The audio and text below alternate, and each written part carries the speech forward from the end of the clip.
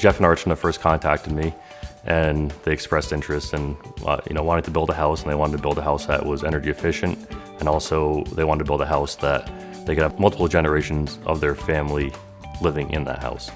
I grew up in India, where it's very common to have parents and grandparents and children. You don't just leave because you turned 18. This is really two houses in one house. We have another full apartment downstairs, and their desire was to have some more light, because who wants to live in a basement? They really wanted a lot of windows. Went back and forth with a few different configurations. I showed them some other projects that I had done. At any stage, it never felt like that we were restricting our needs or what we needed for our family or what features I wanted, or it never felt that way. It's very essential to have an airtight house. That's one of the main factors in making the home energy efficient. We focused on having one complete, unbroken air barrier around the house. We use a number of different methods between different membranes, gaskets, caulks to make the house airtight. I have allergies, so the air transfer and being able to manage that is great because I don't have to worry about the air in the house being stale. There's no dust.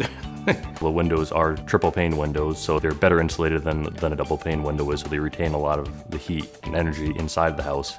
And on top of that, they also bring in a lot of passive solar heat gain during the winter time to help with the heating load of the house. That's an amazing skill that Nick has, that he really listened very well to what we needed. We feel we built our house with all of the things we needed, and he turned that into net zero. Our home has, like most of the homes that Nick builds, double stud walls so that we get a 12-inch thick wall with a really good insulating value. Nick has really developed a formula that he can now apply to many, many homes. And I think that's one of the big reasons why this home won on the lowest cost per square foot category. Having the solar panels to kind of produce energy, we've got plenty of sunlight. We've got, I think, about 37 or so solar panels on the roof. That was, I think, a big kind of plus. The house had a HERS index before renewables of 39. And I think that anything that comes in under 40 is a very credible number.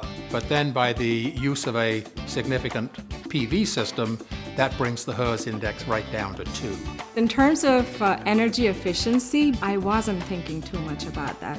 But once we did start to get in this process, then you just start to become more aware. It's just kind of a neat feeling knowing that you have, kind of a house that doesn't just suck the energy and the money, out, but actually, kind of give some back. We know where we're headed if we don't turn it around in terms of how we're using energy, and if we don't start cleaning up our planet, our next generations are not going to have even clean air to breathe.